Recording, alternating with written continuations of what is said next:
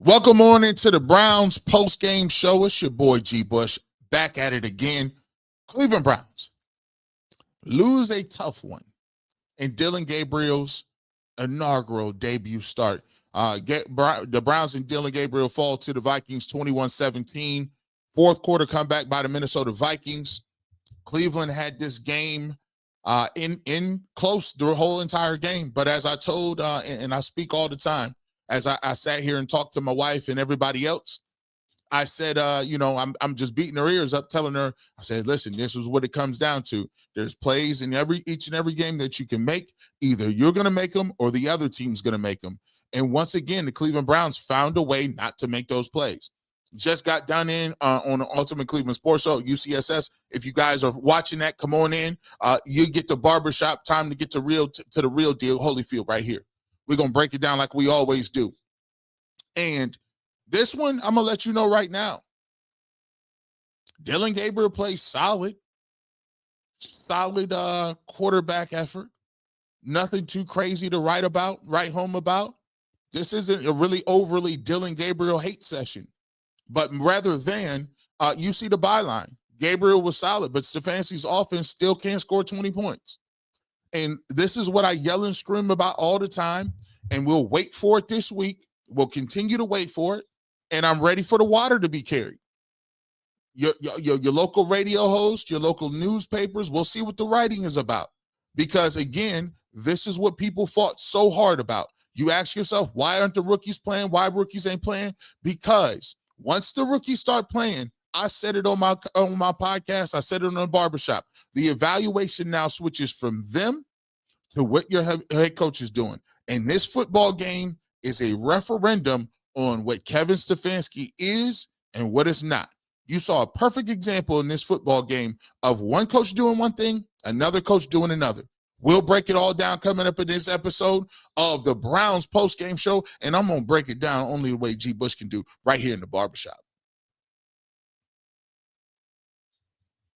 Welcome on in. If you want to know what we got going on, you're welcome to the real. This is the post-game show.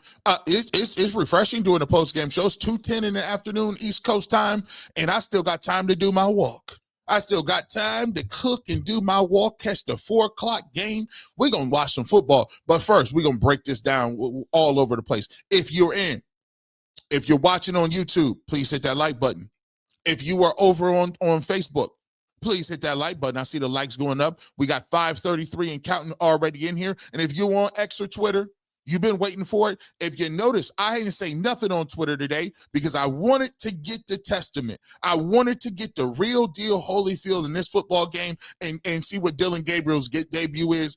I even went to a point that I secluded myself to watch everything move. And let me just tell you, you want to know early and often, right? What's going on? You want to know what happened today? Well, let me just start off by saying this. You found out the hard way what G. Bush has been talking about all year. And may my what's the name? My VIP members, the membership folks, may you stand up. If you're in the chat with the memberships, stand up, stand loud and proud. We go over on Tuesday nights, the all 22 film. And guess what? This film work and what you saw today is no different from what we pointed out for an hour and a half on the all 22. That is why I try to educate my people. I try to bring the film to you. So when somebody is telling you that extra nonsense, you got pushback. Now, watch how you watch the press conferences on Monday, Tuesday. When cats on the radio want to fly and talk about, well, I don't think it was this, I don't think it was that. No, you're going to be well informed because you saw that the playbook against the Detroit Lions was nasty work. It's sit down routes, it's stick down. Put it in the chat if I'm lying. The VIP members saw it loud and clear. So we understood and we knew by watching the film that nothing was changing here. What you see today. Dillon Gabriel was serviceable. I mean, I'm not jumping up and down like he was moving mountains or something like like he Usher. It was a serviceable effort. When we go look at it, and we'll bring up the stats and bring it up, the problem is with Kevin Stefanski, and I said this on the other post-game show, your head coach, you got exactly what you wanted. Think about how crazy this is. You got exactly what you wanted. You got a quarterback who didn't turn the football over. You got a running back who got 100+ yards. You got 2 turnovers from your defense and didn't give them any. And you still did not get 20 points. Let that sink in. Because anything anybody else is telling you is propaganda. Maybe they trying to audition to go eat Thanksgiving at Kevin Stefanski's house. Over here, we're not doing that. It's the real. I have no affinity. I'm not trying to go over there and eat some barbecue, pulled pork sandwiches. That's not what we doing. You got exactly what you wanted, and you still did not get 20 points. You are 4-18 going back. 4-18 over the last 22 games, and you still have not scored 20 points since last December, in which Jameis Winston was the quarterback and you were not the offensive coordinator. But we sit here week after week. Listen, I understand. It's going to take a lot of things for people to come on and back around, because what we talk about all the time over here is not about wins and losses. It's about who you like and who you don't like. I get it. People in Northeast Ohio love Kevin Stefanski. I don't know why. I would rather go outside and go Christmas shopping on December 24th and a half than watch this playbook. I would rather get multiple paper cuts on my big toe than watching this. Somebody super chatted earlier. They said it's more of a chore watching this offense than it is to be fun. It's a chore. It's like somebody sitting there telling you, hey, you better sit here and you gon' read this. Remember they used to send you home with books over the summer and tell you you're gonna deal with the books. Remember that? Understand. Remember that was a thing. That was a whole thing. Matter of fact, hold on. Let me get to these stats real quick. I got to do something. I had to get to this so quickly. I don't even think I did this the correct way. I got to a point so fast, I couldn't even do this right way. I'm sorry. It just says I'm live right here. Let me put my stuff up. I'm sorry. I apologize for y'all. Here's what we gonna do, because this is nasty work. When you take a look at what Kevin Stefanski has done, and you take a look at what this offense is and what people say it's not, you tell me, what is the difference? Am I tripping? What is the difference between what they running now and what they was running with your boy Joe Flacco? There is no difference.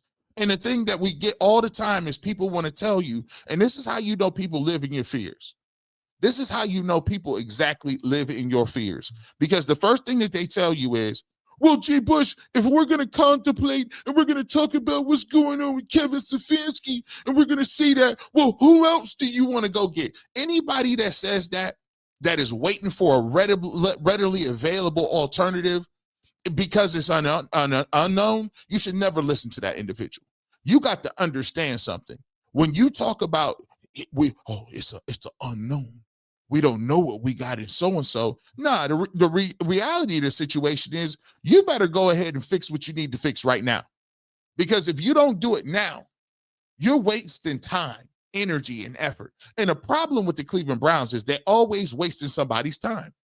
We could have seen this with Dillon Gabriel weeks ago, could we not? Could we not? We could have seen this weeks ago with Dillon Gabriel. We could have seen it. Let me pull up this. Let me go ahead and get to the box score. Let me get to my box score right here, because I'm gonna tell you what.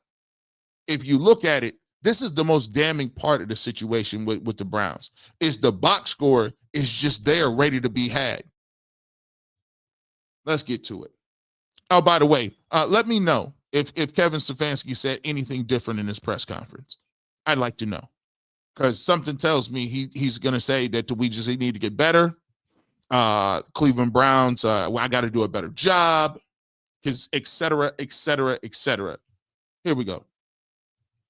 Let's pull this up. We're going to get to this. I ain't going to do too much talking, too. I'm not going to do too much talking because I want to get to y'all's comments, and I want y'all to tell me, am I tripping, or is it the same thing? We ain't going to do too much. Here we go. Get that out of there. Here we go. I done almost messed my whole situation up. Thank you for letting me know that, too. Yeah, we got this. Get rid of that. All right, we're going to pull this box score up. There we go. Here we go. Boom. Let's go over and look at it. Now, this is where the details, the devil's in the details at this point. Let's take a look at it. Let's start with the Minnesota Vikings. We're going to set this thing up. The Minnesota Vikings had Carson Wentz playing quarterback. Now, watch this. You had two Kevins, one Kevin and another Kevin. It's a tale of two Kevins. Carson Wentz, 25 of 34, 236 yards, one touchdown, 6.9 average, right? Now, look at this. Carson Wentz is nothing nice. Carson Wentz ain't doing nothing big time. Carson Wentz give you turnovers. And matter of fact, Carson Wentz was banged up.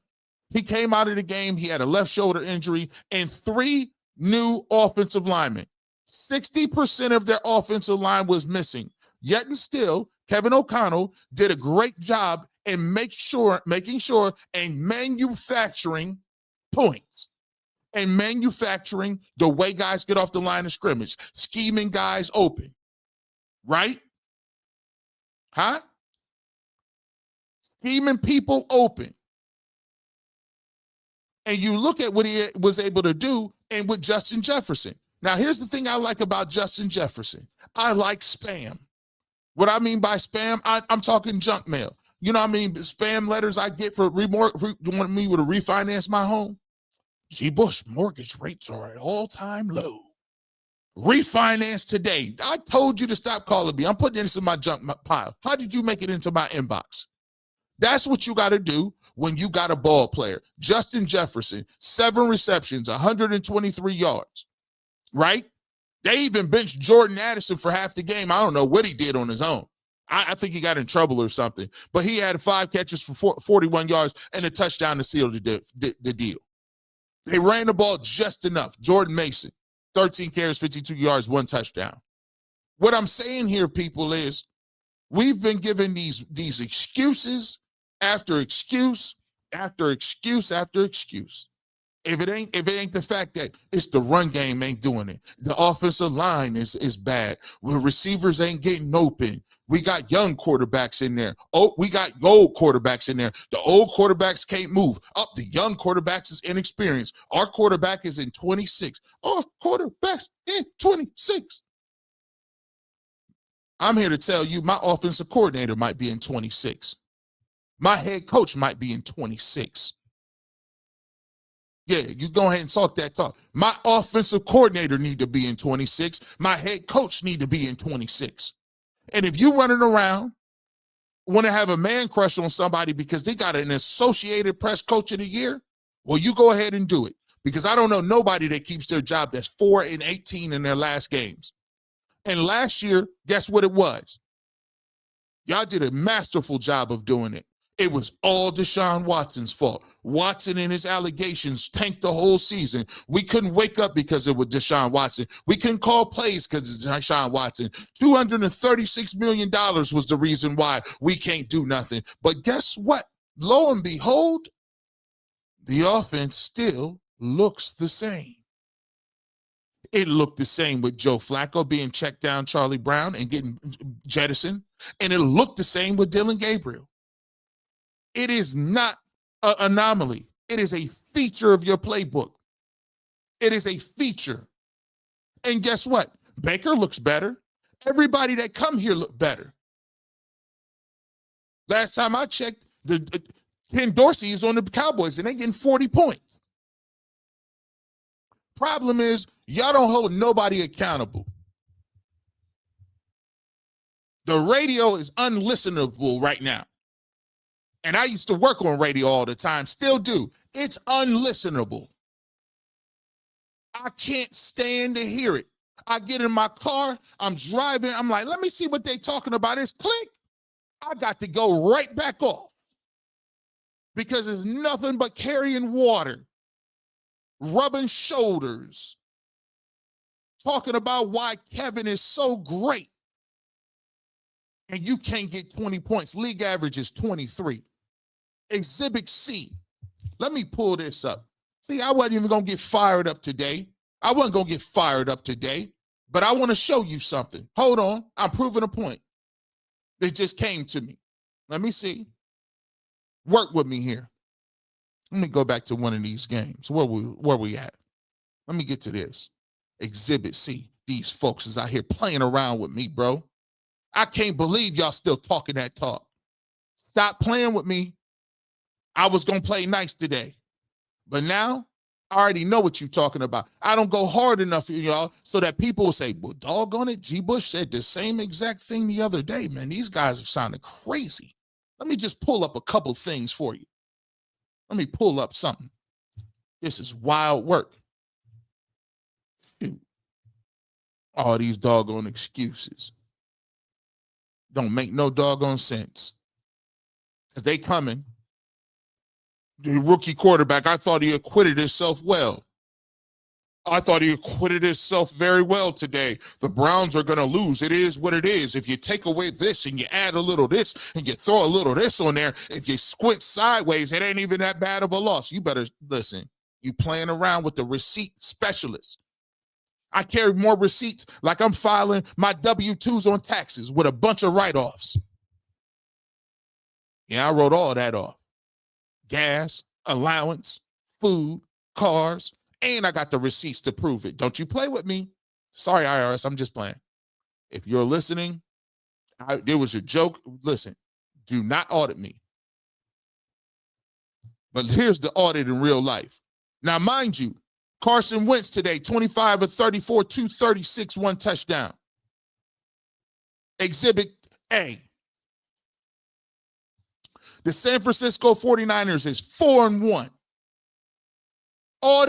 Who is their number one receiver? Brandon Ayuk, gone. No Kittle, gone. Mac Jones, who everybody gave up on. This is what Guru looked like.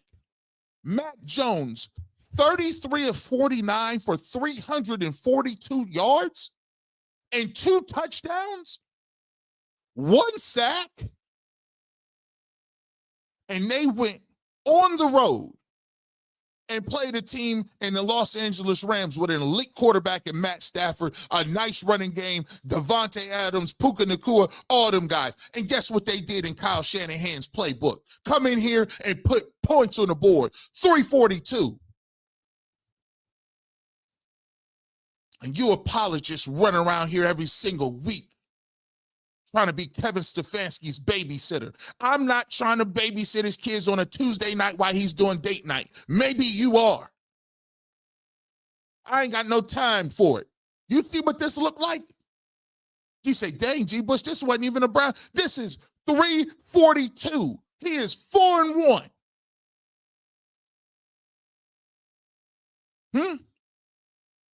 Quarterback play. Who is Kendrick Bourne? 10 catches, 142? And you see what they do? When you got a ball player, you spam them. Christian McCaffrey, 22 touches, 57 yards, spam. Hey, it wasn't going on the right. He said, but G. Bush, he only had 2.6 going on the ground. That's not good. Carry, the longest carry he had, it was 8 yards. But guess what? You know how else you spam somebody? You give them the ball in other places. 8 carries for 82 yards. 8 receptions for 82 yards. So if you stopping him on the ground, you got to respect the up top, down south. Christian McCaffrey, 8 for 82, 1 touchdown. Come on, man. You playing around with me, bro. Stop playing with me like that, man. You playing with the fans. You trying to sell these dreams. You can't beat these facts. These is etched in stone. Because I'm showing the visuals. You selling narratives every Monday morning. Every single Monday morning, I hear this noise. Every single Monday morning, I got to turn you off. Now, back to the regularly scheduled program. Feel free to tag your favorite guy. Undisputable. Now, let's go back to the Cleveland Browns. Quinshon Judkins, 23 carries for 110, right? He also caught another pass for 18 yards. Why was Quinshon Judkins not on the field when the Browns needed a first down and touches? Why was he not getting spammed? Other great coordinators spam people. Our quarterbacks in 26, our head coaches in 26 or 27. He would have been in 25 if it was up to me. Y'all need to start rebuttaling that. Our quarterback. Listen, you done ran through so many quarterbacks and they all look the same. Tell me which one was hot. Which playbook was killing it the most? This is exactly, and here goes the thing. This is how you know it don't work. Dillon Gabriel, 19 or 33. That ain't nothing to write home about. Serviceable. A backup game, maybe. That stat line right there is what you want from somebody to come into the game and not mess it up for you. He had a nice touchdown throw to David Njoku. I thought that was a really nice throw. He also showed some deficiencies. He missed the ball. He was 2 of 9 over any throws over 15 yards. 2 of 8, excuse me. He got sacked in the pocket. He got sacked twice, but I thought he did a nice job of moving around and try to minimize some of the sacks. When he has time to throw, I told you on this channel, he throws a really nice out route. I think he struggles when you throw the ball over the middle, when he had some passes knocked down. But he gave you, this is what you expect out of a quarterback. This is what you expect out of a guy that you come in and say, listen, let's manage the game. Don't turn it over. That's why people expect me to come in here and to hate. This is the problem I got with people. And it cracks me up so much. You guys are so worried about Shedeur Sanders. You guys are so worried about what he's saying. You guys are so worried about Dillon Gabriel versus Shedeur Sanders. Y'all doing the same thing people do in real life, narrative-based content. You so worried about what somebody didn't say that you refuse to call out what's right in front of your face on the football field, that you don't have a head coach or play caller. Feel free to go ahead, because here's why you don't know you got one. 19 or 33, 190 yards. Why are we happy over 190? Mac Jones, no-name gangster, threw for 300 plus on the road. I just said Carson Wentz, no-name gangster, 236. We scrapping. We scraping the bottom barrel to get 200 yards. And I see these national media dudes sitting on TV talking about this is a bright spot. That's because they play you like suckers and you guys all eat it up like clowns. You guys, we eat it up. We're close. Always selling progress. Beware of people that's always selling you progress with no changes. Beware of people. Let me get this off the stick so I can get to some of this stuff. Listen, I'm sorry. I told myself I wasn't going to leave this on too long. Ain't nothing to see here. Ain't nothing to see here. Let me get this out of here. I've made my point. It ain't that difficult. You take a look at what Dillon Gabriel did. He was fine. He was fine. But a lot of you think that somebody gonna come on here and make the whole referendum about Dillon Gabriel. I'm not about to do that. I'm trying to show you what's right in front of your face. Because it's a problem. And your boy Kevin Stefanski gets up and says the same exact thing every single loss. Got to be better. Got to coach him better. Can't do that. Can't have turnovers. Problem with you, Kev, is this. You got exactly what everybody has been preaching you should do. Run the football, play good defense, don't turn the ball over at quarterback, win the turnover margin. You probably won time of possession too, and you still lost. Because the reality of the situation is you guys are brainwashed people that you're going to go find somebody that's going to save Kevin Stefanski. You're going to find a quarterback that's so special that's going to save him from being one of the worst coordinators in the game. One of the worst head coaches out. You want the savior so bad, but y'all don't understand. Even if you had a quarterback, would they look good in this offense? Nobody else has. And the highest version of what that was Baker Mayfield, and he's eons better than he is with another system right now. You meaning to tell me we got to have everything perfect to win games? You see, thank you, cousin.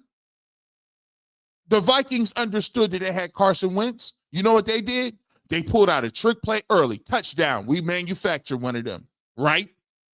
The Vikings had a great game plan. Hey, we can't stop Myles Garrett from running upfield, but you know what we're going to do? We're going to have jet motion. We're going to have motion that stops them from running upfield because they got to respect the run, the outside run, all of the motion. We're going to get Justin Jefferson open through using strategic alignments, rub routes, getting him in the backfield and then sneaking him out of the backfield. You know what they had out today? 3 offensive linemen, the running back, and they fumbled twice.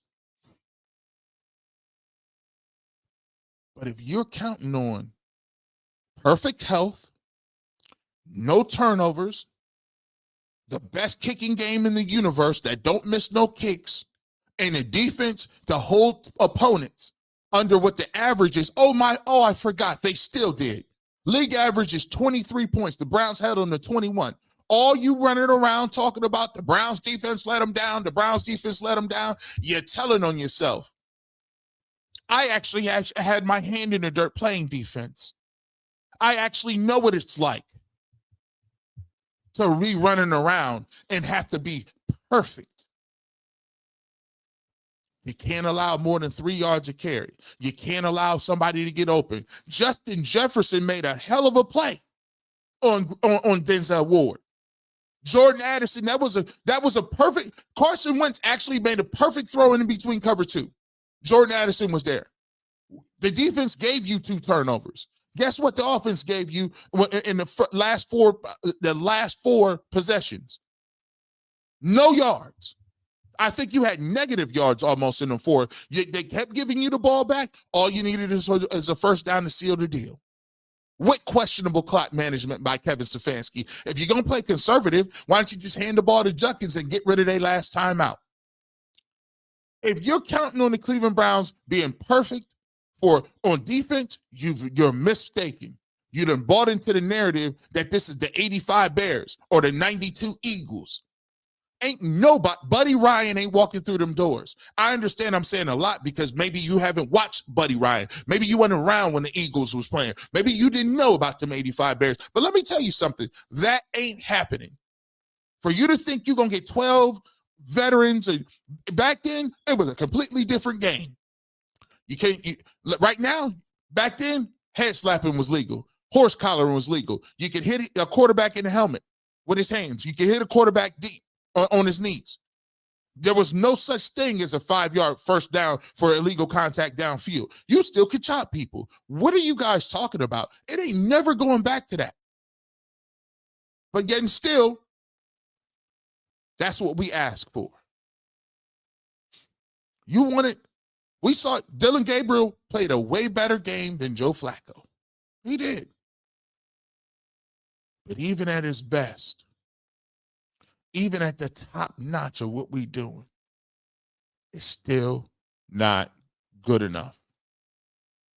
when average is 23 and you getting 17, 13, 10, you can't average over a certain amount of points, and you asking people to be perfect, ask yourself this.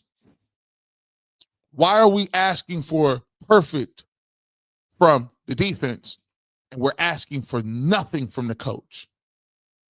We ask him of nothing. He's still getting mad penalties. We're still one of the most penalized teams in the game. We still have one of the worst offenses in the game. What are we asking? What are we asking him? What are we demanding from him? What are we saying? When does he actually do his part, pull his weight? Because we're saying that every other of these great coaches can come out here and give you performances with journeyman quarterbacks and backups and guys that are third team off the scrap heaps. Lyman is out. Nope. And you still lose. Still lose. You're still losing.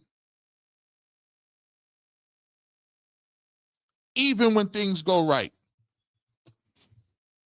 Ain't good enough. Even when it go right. This picture is worth 1,000 words. Look how he going off the field. That's the look of somebody who manufactured a win when everything wasn't going right. This is the look of somebody who found a way to win with what they have and what they were offered. And yet the Cleveland Browns, we never figured that out. I mean, Carson Wentz, Joe Flacco, it's the same thing, a backup veteran. We got offensive. Oh, G. Bush, our tackles are terrible. They had 3 offensive linemen out. I didn't see that it seemed to hurt them. Why do we get that built-in excuse every single year? If you're waiting for tackles and tight ends and people never to be hurt in a game of football that's savage, you're mistaken. It's going to happen every year. This is what we do. This is what we do. As a matter of fact, there's a look of one guy who does this, and here's a look of the other guy making excuses again. Let me guess what this picture says. Kevin, can you tell us why you can't score 20 points? I appreciate the question. I can't answer that right now. I have to watch the tape. And Kevin, were you surprised that in the last 4 drives you couldn't muster any yards to get the first down? What happened with that? Well, we just have to be better. I have to coach it better. That's the faith of somebody who consistently has all the excuses. You see, it's time out for the excuses. And now you see, we talked about the supercomputer and how it's going to look different and why it's going to be different and it's going to be extreme and why we going to move and get all this off and we about to. No, you guys continue to sell these fairy tales about why someone's going to come save you. This week it was the supercomputer. The Intel Pentium processor was coming to save you. And we will look for the difference in the playbook. We look for the throws downfield because we can diagnose so much better and guys are open. But the people who watch the film work, we knew what the lie was. There was no supercomputer.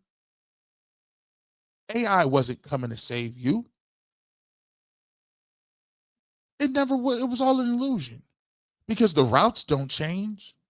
We've been telling you. That's why I encourage you. That's why I always encourage you. Being the informative. Hey, by the way, if you want to get in, this is a perfect time to say this. It's a perfect time to say this because we're going to get to it because this is going to happen. This going to happen. It's a perfect time right now for you to jump on and become a member because of the number one thing listed below, film reviews. We will be doing a film review of this breakdown of Dillon Gabriel's first game coming up on Tuesday at 7 o'clock. We're going to show the ins and outs of it. We're going to talk about it. You get an opportunity to go through all of that. You need to be a part of the membership breakdown. As a matter of fact, let me go ahead and let me see this. Let me just let y'all know. Not only are you getting that really quickly here, you're going to get film reviews. You're going to get members live only commentary. You're going to get comment priority. The merch and the gifts are great. Matter of fact, if you haven't, send me your birthday, because we got to send birthday gifts out to those who want to do it. So if you in the chat right now, I'm glad we talk about this now. If you are a platinum member, you get a gift every birthday, right? Make sure you send us your birthday to Fifth Dimension Media 1@gmail.com. That's fifth, FIFTH, Dimension, DIMENSION, media 1@gmail.com. We'll put that in the chat for those, so you'll have it. We'll go ahead and put our email so we know exactly where to send your birthday and where to send your gift at. But first and foremost, it's the film reviews, 7 o'clock sharp. If you want to get in on that, you become a member, hit the join button. We're gonna be breaking this film down 7 p.m. But let's get to it. Let's get back to it. This is the look of somebody that got the excuses ready to go. This is it. You take a look at it, and the crazy part about it is, when you look at the defense, you're asking your defense, you're asking them to be Herculean. It's just, and I always go back to this, man. I always go back to this. When Myles Garrett, and it's a lot of turncoat guys out there. When Myles Garrett was running around here telling y'all that there wasn't no plan and what it was, we had a bunch of people talking about how good he wasn't, and talking about this, that, and the third. And it's crazy. Every single year, we get to a point that because we don't want to talk about the coaching and the establishment, we got to find a dude to talk about. And this year, again, Myles Garrett is Myles. Myles needs to do more. Myles don't throw the football. Myles don't sign receivers. Myles Garrett can't throw the ball more than 10, 15 yards down the field. And you asking them to go and do things against guys like this animal. But here in Cleveland, we do funny style stuff. Let me tell you how funny style we is. Justin Jefferson would never want to come to Cleveland. You know why? Y'all do too much. Oh, D-Bush, look at his cleats. Look at his cleats. His cleats are pink. He has jewelry on during the game, G-Bush. He has what? Why everybody can't be vanilla and plain and just sit there and play by Kevin Stefanski's playbook? That's why you don't get receivers, because y'all want them to all sit there and play patty cake and be Boy Scouts. Why dudes like this victimize you week after week. But we be talking about his spikes right now. His cleats are pink. I don't appreciate that. You don't appreciate wins either. You know what you appreciate? Kevin Stefanski's beard and how he says nothing and his offense stinks. You accept it. We all accept it. It is what it is. And this is why they didn't want rookies to play. Because once the rookies started playing, I told everybody early, bro, you on the clock, buddy.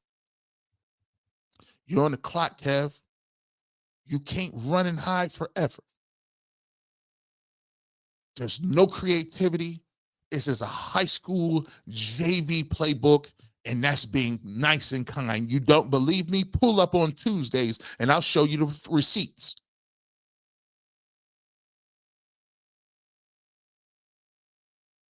I'll show you the receipts. People talk about there's no separation. How you going to get separation when you're running curl routes and flat routes every 35 seconds? And every route you throw, there's another defender sitting on top of you that can smell what you ate for breakfast today. They that close. Huh? No separation. Well, maybe if you ran a route for over 15 yards, there might be some separation. But then again, I'll be talking to a bunch of people that don't, I mean, I wouldn't know what separation was. You don't run very much. Treadmill don't count. You think I'm lying? Pull up. We'll show you these magical routes that they're running. These magical guys that are ain't nobody open. Sapper Daddy, it was just like OBJ. The other medium ran him out of town because Cleveland don't like players with personality. Facts. Sapper Daddy, facts. We talked about Odell Beckham Jr. and his shoes, and we talk about why Shedeur Sanders is mouthing things, and we talk about why Myles Garrett ain't at camp, and we talk about why everybody ain't got wristbands on. Jeffrey Cooper, thank you for becoming a member. We talk about narrative base. Is he a leader or not? Is he a leader? No, I care about yards, points, touchdowns. The chef, do you think DG was impressive? Average. It was average. There's nothing impressive about that. Average game. I said solid. At best, solid. There was nothing that jumped out to me that was like, oh my gosh. The bad part about it is I was so depressed by the playbook. I don't even know if he could. Listen, I think that we ran across a clip. There was a clip on the internet, and Shedeur Sanders was sitting there talking to Kenny Pickett on the sideline, talking about some, hey man, I want to go deep. Kenny Pickett was like, man, well, ask Kev. Ask Kev. Kenny Pickett was on it started preseason. I want to go deep. Gino, thank you for becoming a member. I want to go deep. That's Kev. I mean, do you got to ask the man to throw the ball over 15 yards? Is there a curfew? Is there some sort of restrictions? Do I got to put the corporate code in? You know how you go to somebody's house and they got the Wi-Fi all locked up? Why the Wi-Fi locked up? It ain't free. Hey, dog, can I get your Wi-Fi pass? Yeah, let me go check with the missus first before I can you know what I'm saying? We kind of got to secure, you know what I'm saying? It's a house. It's under house. Big dog house. Yeah, I'm a matter of fact, I can't text you. Can you text it to me? Can you text it to me? Nah, why is it? Do you got to do that? You got to do that to throw the ball over 20 yards? I don't want no parts of that. I wouldn't even be that excited to play in this offense. I'm gonna keep it real with you, bro. This offense? What quarterback would sign up for this offense? First of all, I'm handcuffed because we got these little nasty little routes.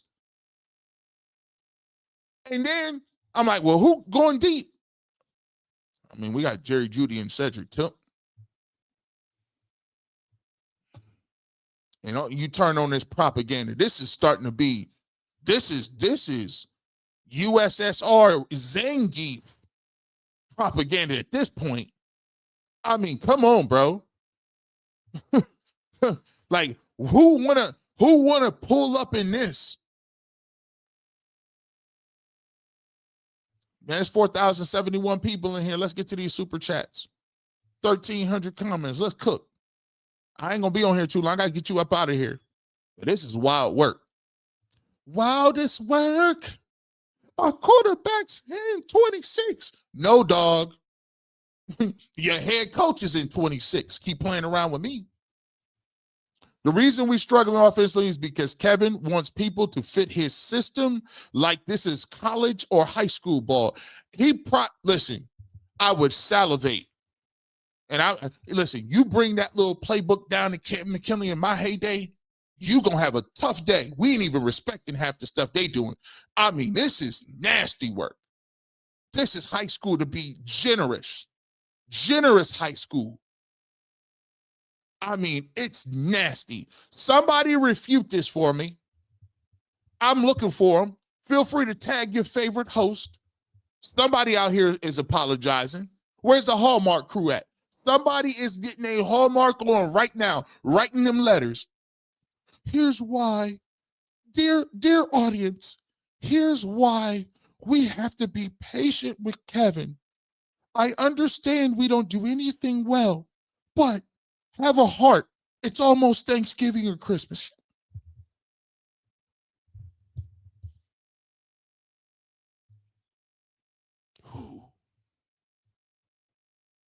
Dillon Gabriel was okay. His limitations are his limitations. Can't throw the ball over the middle because he can't see everything.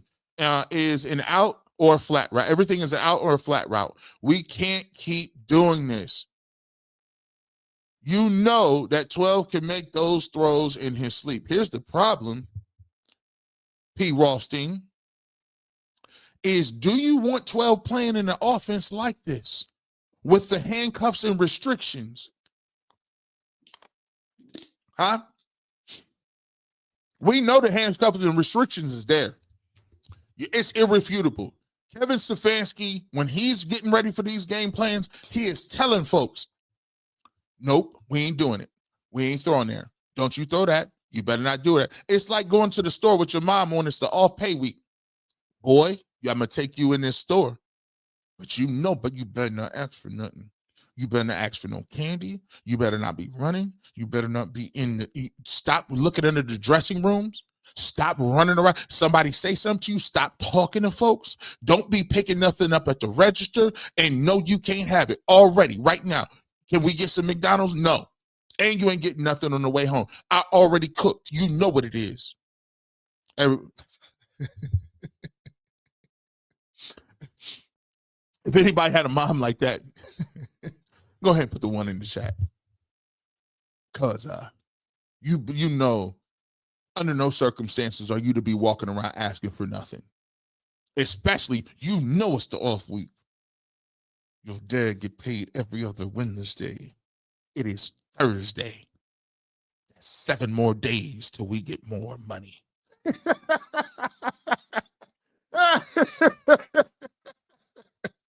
And that's why y'all come over here for the real, right? G, my favorite. Yesterday you told me to pull up. I'm honoring. Dillon has more TDs this season than Flacco. There was one start. He played well with no left tackle versus Flores. I thought he was solid. I told you to pull back up here. So that's why I told people, if this is the kill Dillon Gabriel segment, it won't be that. He had 2 touchdowns. He looked like he should have been playing from the start. And Jamie, if you've heard me say this, I told you from Jump Street, you should have been playing rookies to start with. Why are we wasting games with Flacco? That goes right back to your head coach. Because if you would have been playing him, you could have saw what he did good, what he did bad, what he can improve on, and what game plans you could put him around. But no, you force-fed us Joe Flacco for 4 games and Kenny Pickett prior to that getting all the first-team reps. It's ridiculous. It's crazy. It's wild work. Nasty work. I don't understand it. Preseason. Best offense I've seen, but a 5th round pick. I don't get it. I don't understand it. Best offense you done seen. Listen, that whatever playbook they was using against the Panthers, you might want to keep using that. Because sure looked good in that playbook. I don't know what they was running. Cats looked like they was open. It was wide open. But then again, they told us preseason don't matter. Only sometimes. P. Rothstein, I will keep saying this. We have a teenage offense. We can't get out of the teens. Get this imposter of a play caller out of here ASAP. Not now, but right now. St. Ed's has more in-depth playbook. P. Rothstein is name dropping too. He's name dropping right now. Name dropping what that is. Beverly Motley with the super chat. We appreciate you, Bev. Miss Bell, Dillon did what was expected. Managed the game, not compute. That's what he was supposed to do. Came in here and managed the game. That's how the game works. You got to manage that, dog. But this is the biggest part of it. This is the biggest part of it.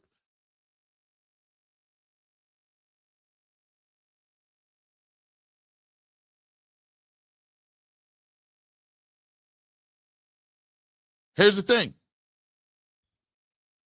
Dillon did what was expected, but you got exactly what you needed, and it still didn't work out for you. You got the turnovers. You got the clean football. Dillon didn't turn the ball over. You got 100 yards in a running game. You led in time of possession. But if you think you're going to play, that was Carson Wentz over there. That was Carson Wentz. That wasn't no top notch Patrick Mahomes or Lamar. That was Carson Wentz. And you had to play perfect to beat Carson Wentz. It ain't going to look good for you. It ain't going to look good for you, bro. It's going to look tough. Greg George, what's up, cuz? It's the same thing. I'm sitting G on the bench, watching, ready to throw my iPad in the ocean again. It's Groundhog's Day, my G. It's Groundhog's Day. I'm telling you, it's wild work. Come on now. Clint, we appreciate you, my man, for becoming a member. Thank you so much. Kirk Davis, you catch the Ohio State game, Tate put up his Roley when he scored a touchdown. Hey, by the way, it'd be hard pressed for any of our receivers to start for Ohio State. They would have to, Jerry Jeudy have to be playing in the slot with Carnell Tate and Jeremiah Smith. He might be splitting reps with Enos. Nasty work. I ain't gonna talk about the rest of them. Thrash and Cedric Tillman. Come on, man. We ain't talking about nothing nice. Sapper Daddy, appreciate your super chat. The O-line was sorry getting killed on basic twists and stunts. The Vikings spam their playmakers. Kevin just wants people to make his system work, not make his system work for the players on the roster. That's my biggest complaint with him. My biggest complaint is the fact that he doesn't seem to understand that it's not about what you want to run, and it's not about your playmakers. It's not about none of that, bro. It's not about, oh, this is what we're running. This is my scheme, what Kevin wants to run. Why do we keep parroting that stupid comment? What Kevin wants to do. Kevin need to worry about what work. I laugh all the time. If you're not creative, just go to every team. Take their 5 best plays from the week before, put it in your playbook, stitch it together, and that's your game plan. Nobody said you had to come up with something from scratch, Kevin, because obviously you're not that good at coming up with things from scratch. Sometimes, look, sometimes you got to think about it. Maybe you're just a head coach. Just be the CEO type. Jimmy Johnson didn't call plays. And just be a CEO type. See what I'm saying? You ain't got to have the play sheet. Like, give it to somebody else. But some people can't do that. Some people got to live and die on their own. Well, right now, the playbook is dying because I ain't seen it. Kevin needs to be fired for not calling for the Hail Mary on the final play with 7 seconds. Are you even trying to win the ball game? That goes to, again, we was in the middle of it. And right when this happened, I was on UCSS, right? I was on UCSS. And one of the things that happened was Mikey said, hey, do you go to the end zone here or do you want to go up top? Now, this is the first Hail Mary. This is when the one got intercepted before that. And I said, absolutely not. If it's 7 seconds, when you play in football, they tell you, if it's 7 seconds or under, you don't want any position to get to a point where you throw a ball, you get the ball caught, and you get tackled in bounds. That was a complete bait. I don't think Kevin told him to throw that route. I thought Dillon Gabriel did it because he thought it was going to give them, I thought he was going to be like, okay, I'm going to get this off. And his thought process was, hey, let me give him a more manageable heave to the end zone. If I can pick up 20, 30 yards right here on this quick little, but the thing is, that's a trap. They knew you was going to, like, they put people underneath. So they're going to let you catch it. And then you're going to get it out of bounds. You're trying to get it out of bounds. You don't have enough time to do that. You just don't. And the ref's not going to give you the benefit of the doubt. The benefit of the doubt, they're going to wind them arms. Nope, roll that clock. You didn't get out of bounds like that. And it's too risky. End up happening. You got tackled in bounds, game over. You got to put that ball in the end zone. Vernell Jackson, can't trust this man with quarterback development. Not only can't you trust him with quarterback development, you can't trust him picking a quarterback. He piques me as a guy who puts his mindset above talent. He'd rather have a less talented guy that saw eye to eye with him rather than having a super talented guy that he had to fit his mindset around to make better. That's who he strikes me as. He's always dumbing it down. He's going to get you in, indoctrinate you, dumb you down, and then run his stuff. We don't need a 190 yard QB. What we need is somebody that can get it done. And understanding that sometimes you need to just call the plays and move out of the way. You are not the focal point. You're not what people are looking at. Be okay with being a support figure, but you trying to be out here like you Mike Martz. You're not Bill Walsh. You're not recreating the wheel. You keep trying to get in this time machine and go back to, well, I could get. Listen, the smartest people in the world actually understand that they're not that smart. Actually, the smartest people in the world always question whether or not they're doing the right thing in the midst of even being successful. Hey, listen, I know I'm a genius. I know I got a degree from here, this, that, and there. But do I have blind spots? Am I not seeing something where I got an area of opportunity somewhere? And Kevin Stefanski would take a quarterback with less talent and fit him in a box rather than having an uber talented dude that you can't explain. Because some of the top quarterbacks, you can't explain how they saw, what they want to do. All you understand is, dang, when that ball was snapped, I called one thing, he saw another, and he completed it. That's why there's a lot of people that if it was up to your stupid little AAU coaches, you'd have LeBron James posting up. It's LeBron James. Kevin Durant is 7 foot, shoot threes. No, he needs to be down low. Why? Because you watch Bill Russell? Why? Because you watch Wilt Chamberlain? Some people would have told Steph Curry, you know what, you shoot from too far away. I better not ever see that shot. But the smartest people like Steve Kerr encourage that shot. The greatest trait in the world as a coach is understanding somebody is special and then cultivating that skill set. That is what a coach is. Not to run your stuff. It is to understand and recognize, boy, that boy is special right there. Man, that doggone LeBron, boy, you see he's 6'8" freight train, run up and down the court. That's special. Have you ever seen something like Durant? He's 7 foot, but he shoot from, he is a sniper. You see that dude, you see this dude, Steph Curry? He taking shots from half court and making them. Steve Kerr is a genius, not because he put him in a position, it's because he didn't stand in his way. Say that again. For them out there listening, I'm dropping jewels. Don't you hear me talking about him? Like Chess and Tay-Rock. Then you see me, I'm dropping jewels. That was them just dropping. Shout out to the 2-on-2 Chess and Tay-Rock. If you know, you know.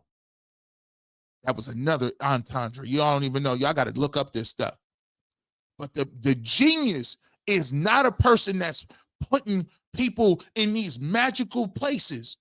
The genius is understanding somebody's skill set and not standing in the way of them doing what they do.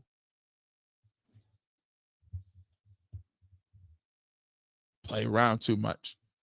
Can we AI Bill Callahan for the offensive line? Nope. That was a situation with Bill Callahan. Bill Callahan was another dude who was a genius at what he did. He was the run game specialist. And the Browns' best run play is a dive play now.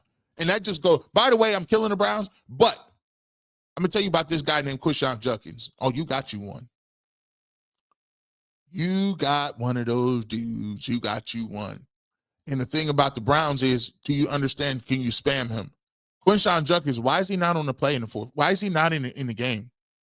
Game is a balance. Quinshon Judkins needs to be in the game at all times. But the fact that he's running around guys, running through guys, doing what he needs to do, he is one of them dudes. He is going to be special. And if they learn like they didn't learn the last time, so you guys is coming through asking yourself what's going on. Nick Chubb used to be special at one point in time where he was just nice. He was better than anybody we had. And Kevin Stefanski used to limit his carries to like 16. Our analytics department says Nick Chubb, there's diminishing returns. We want to keep him healthy. And these fools run around talking about we trying to keep a running back healthy. You don't keep nobody healthy. Ain't no such thing as saving nobody in football. One play, you up out of here. You know what you do? You use them. Spam. I spam them so much, it'd be your junk mail will be full. I'll be spamming these dudes. It'd be crazy.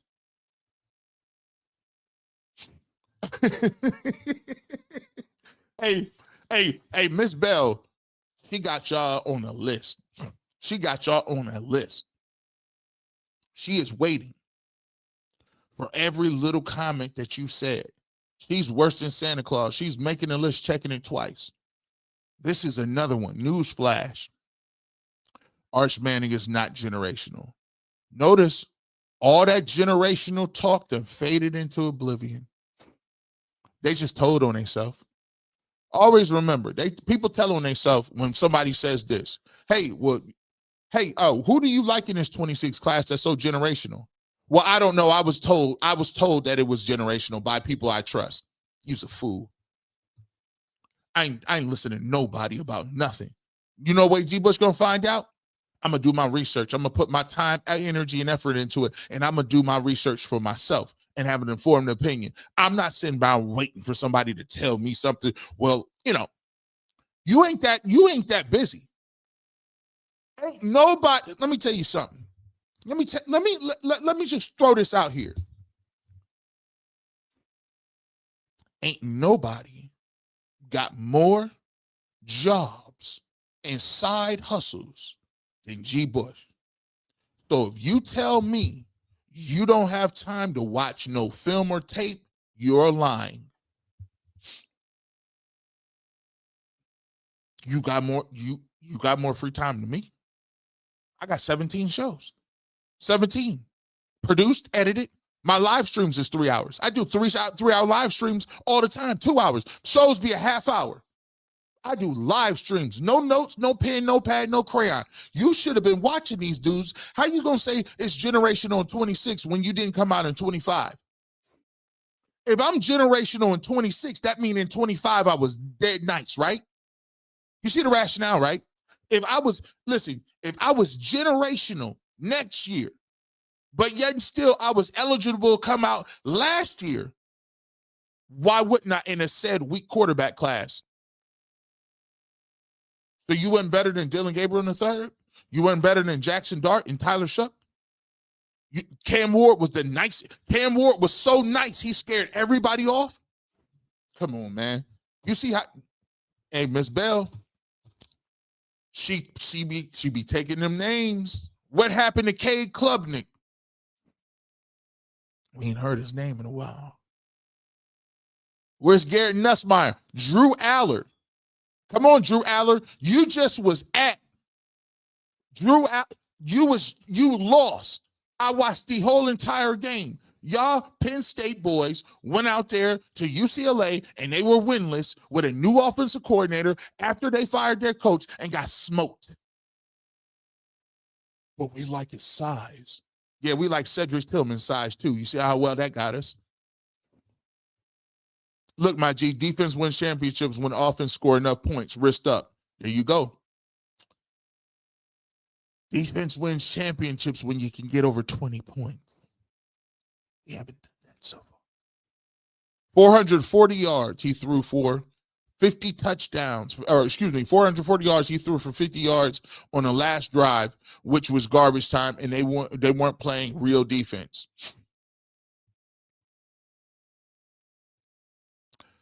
My super chat from yesterday applies. We need better weapons for Dillon Gabriel. Narratives already on X and social media. Browns media headlines come Monday, shaking my head. I told you, it'll come. Listen, that's why you watch it. Like, look, man, they listen, they on group chat right now, cultivating. Let me see what we can get. listen, it was a solid game. What we're gonna say is let's point to the separation. We're gonna point to the offensive lineman mistakes. Um, but on all costs, we must not say anything about the playbook. Well, how do we refute that? I mean, guys are killing the routes. Is that true? I don't know. I haven't watched any film. I mean, we'll just point to other people, right? We'll say we're close. We're getting there.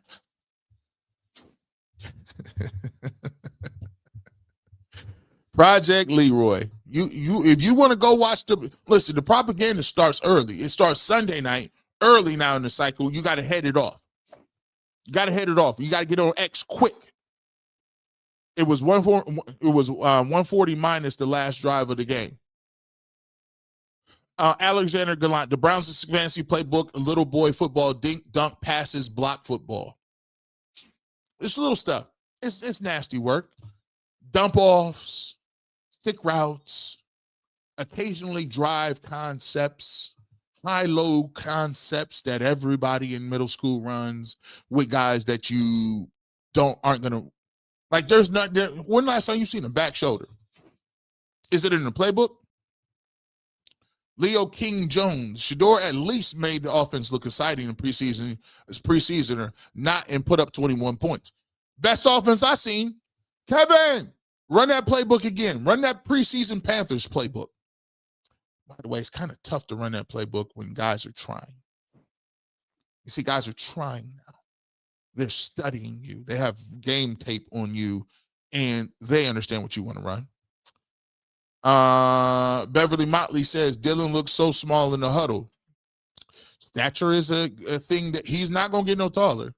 That's going to always be a thing of what it is. Now, how does he overcome something like that when you are small in stature and you need to have throwing lanes and you tend to miss high when you can't see and you don't have clear throwing lanes. And today, the throws over the middle, he had a couple of knockdown passes. The throws over the middle were high.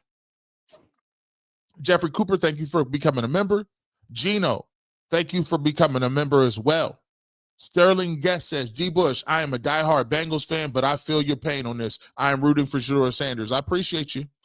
Hey, shout out to you guys in the Southern Ohio, anywhere you got for Bengals fans, because you do got Joe Burrow. At least you got that. Leo King Jones, I believe we saw Dillon's ceiling today. Well, there's a couple of I don't know if it was a ceiling. There's a couple of throws that I think he missed a throw on a bootleg that could have helped him. That missed bootleg on third down when Kev came out. It was first down, I think. Kev came out and really ran a bootleg on first down and broke tendency. He kind of missed it. I think it was Harold Fanner, one of the tight ends in the flats. Then he came back again, threw the ball again. Those three throws could have took some time off the clock. I think he could play a little bit better, but I think I understand what you're saying. Dillon Gabriel is pretty much what we saw. He's not going to be a world beater. He's not going to be a dude that's going to wow you with anything. So this is what we're looking at. Could he be a little more crisp? Yeah. Could their playbook be better where they let him throw the ball? Sure. But there are limitations that we see that's in Kevin Stefanski's playbook and with Dillon Gabriel. Jeff the Smith, we all know if that was a Sherry's, he would have thrown something to reach the end zone. Yeah, Shador Sanders would have threw the ball in the end zone. I don't know what he thought. It was a bad decision, and I put it on being a rookie as well, because the fact is, 7 seconds is you ain't got enough time to move like that.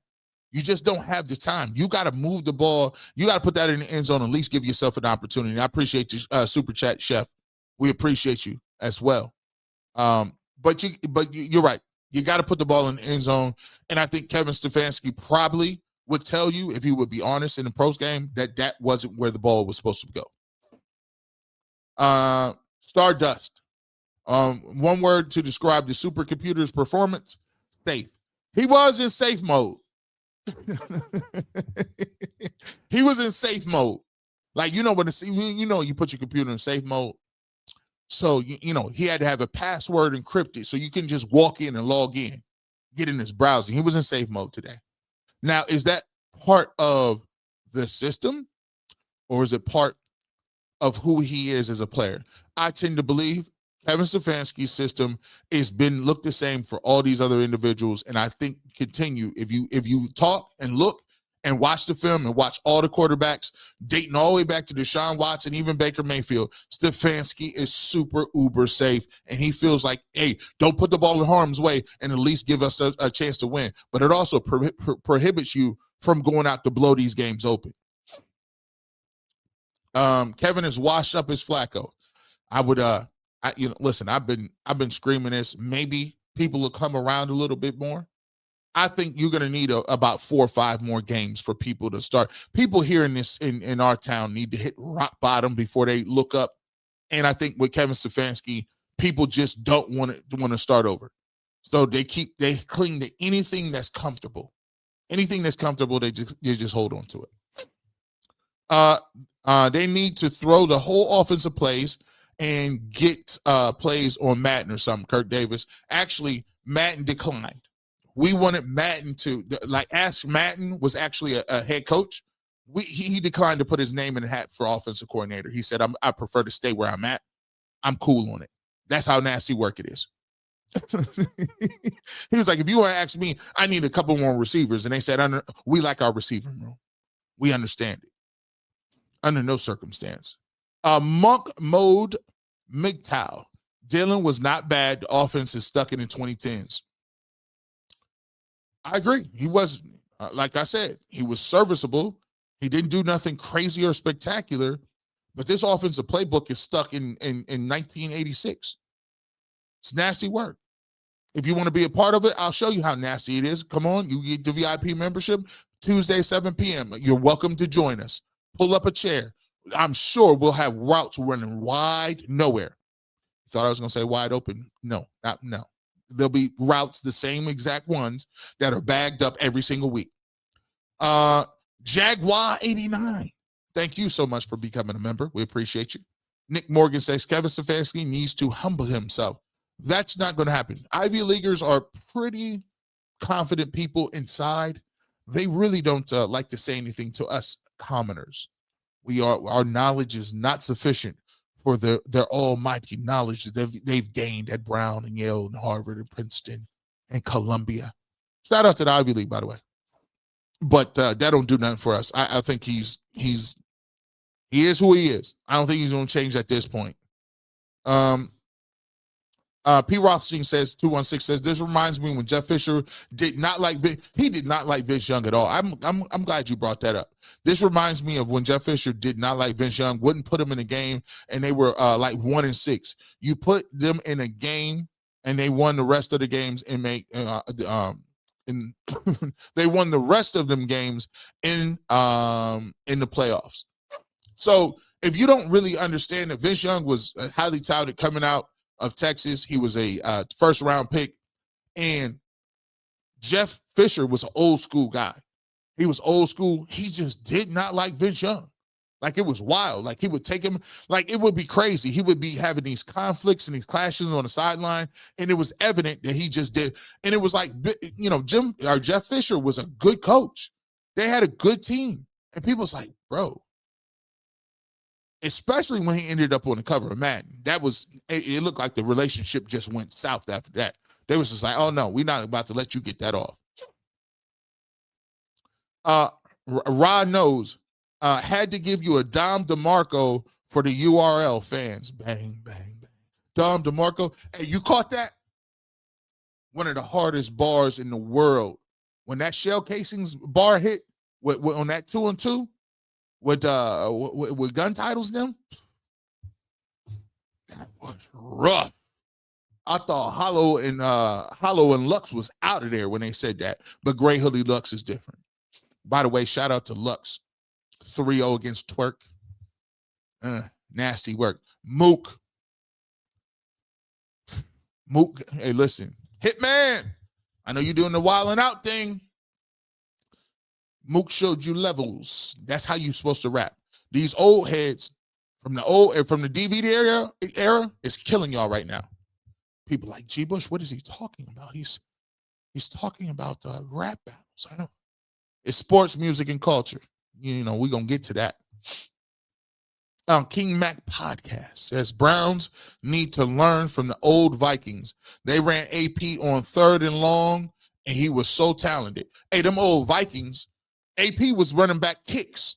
People don't understand. Adrian Peterson was running the back punts and kickoff returns. They had the super spam mode. Running backs don't. Your starting running back ain't running back no kicks and punts. The Vikings had Tavares Jackson. They was like, you know what we're going to do? Spam AP. He's a 98 in Madden. They told us what we're going to do. Owen River, thank you so much for the super chat. Call out Brugler and Yates for the quarterback propaganda. They've been doing that. They still doing it. They started with the propaganda right now. Get ready for the anonymous sources that come up that tell you whether they like somebody or don't. Now, I don't know. But it's just one or two guys. It's nothing. It could be nothing. But I'm hearing rumors of guys that are worried about, the long-term viability. I mean, he plays a little loose and free. He's a smart, intelligent person, but, does he love football? Is football in him? I mean, today with the NIL deals, it's kind of hard as a coach. You want a guy that first in, like, stop the propaganda. Good gracious, y'all still getting money off this? Wild work. Terry Green, why were they shocked at Shador in the CP game, Carolina Panthers game? Because they were shocked because people told him he was garbage and couldn't throw the football for a whole summer. And then when people saw it, it was like, well, this isn't what I thought it was going to be. He actually looks pretty good. Remember, most people they got regular jobs, lives. They worry about their kids getting up, going to school, and figuring out why they don't, trying to avoid their boss and get a raise to actually pay bills in this society where they do the most for the people who got the most. The people that actually is really working hard doing something, they just turn their back on them and just give them pennies. So they figuring out how to survive. They're not sitting there out here trying to figure out what's going on and what did I watch this guy? Did I watch this person? What's going on with that person? They listening to what people is telling them. They're going to invest a few hours on Saturday and Sunday. Other than that, in passing, I'll watch some other sports stuff. But for the most part, people is listening to what people tell them on big platforms. And that's just a part of the beast. That's the way the media is. It's a general thing. It's the way things work. Nelson Gonzalez, I feel AVP was more responsible for the wins than Stefanski. Can we bring him back? Why would Alex Van Pelt come back here? So let me get this right. Kevin Stefanski won Coach of the Year. Joe Flacco won Comeback Player of the Year. Jim Schwartz won Assistant of the Year. And the Cleveland Browns, with 5 different quarterbacks, went to the playoffs with a quarterback that came off the couch. He was the offensive coordinator and the quarterbacks coach, and he got fired. How can you win Coach of the Year and everybody else get all these accolades, but you got fired, and it was your offense? It was you coaching the quarterbacks. Nobody talks about that. And why would you come back to do that? That's crazy. Owen River. The issue is the media lost the fire. They want to be Kevin's buddy when he hasn't developed any player or produced any offense over 20 points. No fire. Well, here's another thing. Sometimes you got to realize what it is when you are a beat reporter. You spend most of your time around the head coaches and the people in the facility in Berea rather than anybody else, even your family. So at the end of the day, sometimes you get to a point where you grow an affinity for them.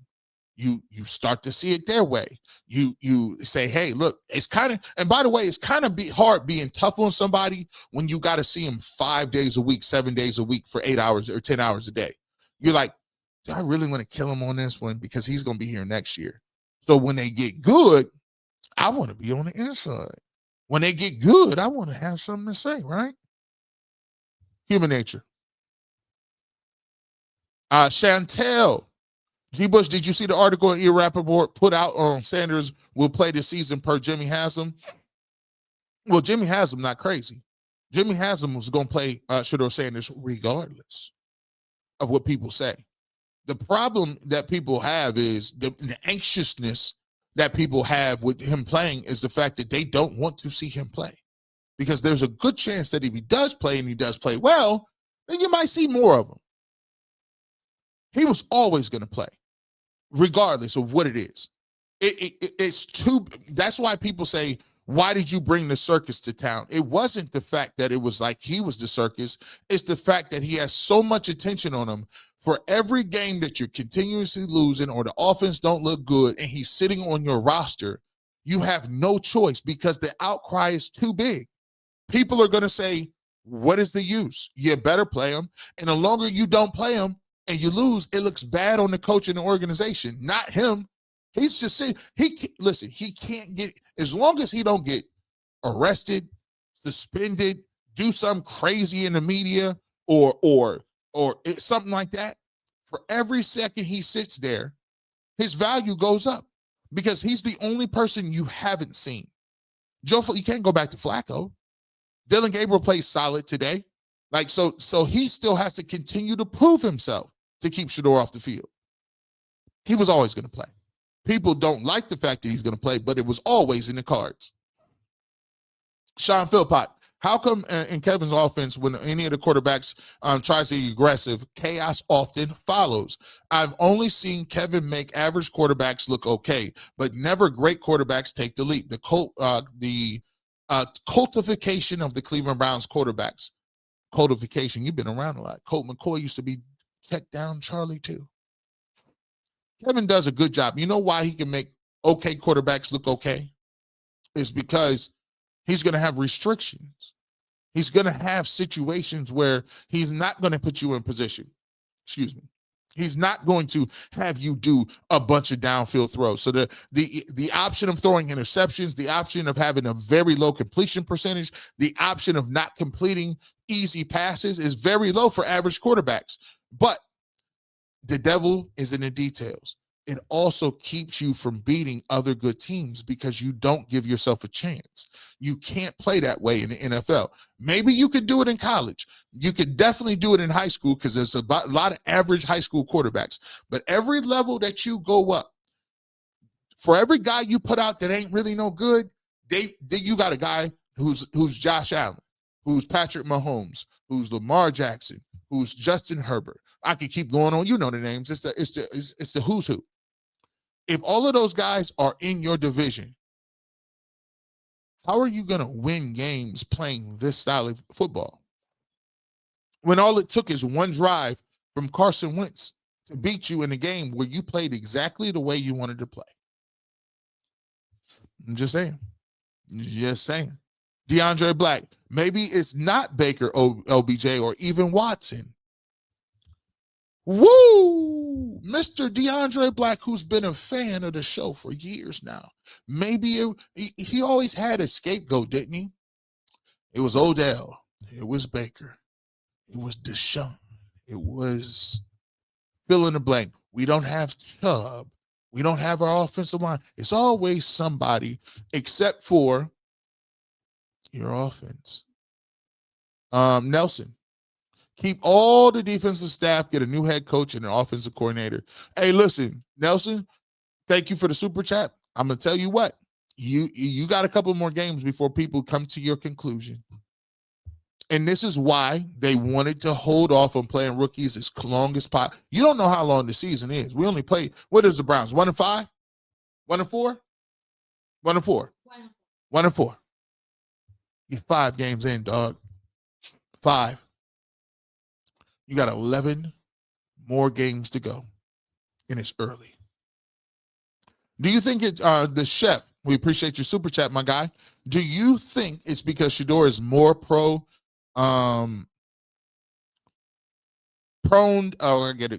to go deep is one of the reasons they are holding him back? I think Shedeur Sanders is a man who marches to his own drum. I think he is different. I think he's eccentric. I think he's comfortable in his skin. I think he knows what he wants to do. I think he wants to make big plays. And he said it himself. If you don't want somebody to change your culture, don't draft me. His words, not mine. So that means when he going out there, I feel he's going to play quarterback the way he sees fit to play quarterback. Now, he's going to play in a way where he does play in structure well, and he does complete a high percentage of passes. But the thing is, he's also going to say, no. I saw it. I got to go for it. You only live once. Because if you complete it, ain't nobody, he may yell at you. Hey, I used to play the same way. Hey, coach, I know I'm supposed to be in this gap, but if he running that way, I'm got to make the play. I'm not counting on nobody else to make the play. And you know what he told me? He said, I like you enough. He said, listen, as long as you make that play, I ain't going to say nothing. But the second you don't, you going to have a problem. I said, don't worry about it, coach. I'm G. Bush. I get it done. Shedeur, one of them type dudes, that makes people nervous because you just got to call the play and hope to see what happens. Medic 51, thank you so much for becoming a member. Joe Station 5, they said 12 passed the ball and he's going to throw interceptions. Hey, this is the great thing about what people say. People say a lot of things, but the great thing about life is we get to prove it. And the great thing about the NFL, it's on for millions of people to see.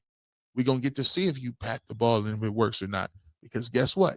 If you do and we see it and it works, then proof is in the pudding. Proof is in the pudding. Speaking of proof is in the pudding, guys, we're going to catch you back again next week, coming up Tuesday. The next available opportunity to step into the chair with the Barbershop Film Review, 7 p.m. All my members, will you be ready to go? 7 p.m. I'm anxious to break this film down. If you are not a member, become a member. You can break this film down. We're going to break it down right here. 7 p.m. on the Barbershop. We'll go over Dillon Gabriel. We'll look at a little defense as well. I only not got the offense. I got some defense. We'll take a look at a couple of plays where the Cleveland Browns gave up a touchdown, zone, man coverage, all those good things. We will be doing that coming up. So if you are watching this, you enjoy the content. First and foremost, if you don't want to be a member or you can't super chat, no problem. All you got to do is comment, like the comments, put your own comments in there, like the content, subscribe to the channel, and that's thanks enough. When you comment, when you like, it gives an opportunity for the algorithm to push this content out to people who are like-minded that want this type of content. So that's payment enough, right? So, but if you want a little extra, you want a couple of other dividends, film reviews coming up this Tuesday, 7 p.m. Don't forget Wednesday. We got our Wednesday night chat. We call it the tea session. We're going to get into some things, right? We're going to get into 7 p.m. that night as well. And don't forget, if you're a member, you get to see about me, my life, what I do. We got a blog out about how I met my wife earlier in our family structure. People always ask me, G. Bush, you was a finalist for 90 Day Fiance. How did you meet your wife? You get an opportunity to see how I met my wife. That blog is up there on the Barbershop as well. And then coming up on Fridays, we got top 5 lists. Make sure you check it out. We got the top 5 worst Halloween candies. Top 5. That's for the Halloween. She's corrected me. Right now, we got our top 5 worst fast food restaurants. So that's out on Friday. We'll put that out as well. So you got top 5 lists. It's a great show with me and my brothers. It's great, easy listening. You can watch it with your family. It's cool. And you got the rest of the other perks. But you want to become a member? Hit the join button. We'll get you together. If not, hit the like and subscribe. With that being said, you never know where G. Bush might show at radio, television, or internet. But if you want the fresh take on sports, the Barbershop is in the building. Final score, Cleveland Browns 21-17 in Dillon Gabriel's debut. And we'll come back and talk to you again on Tuesday. Have a good rest of your evening and weekend. And as always, you know what it is. Go Browns.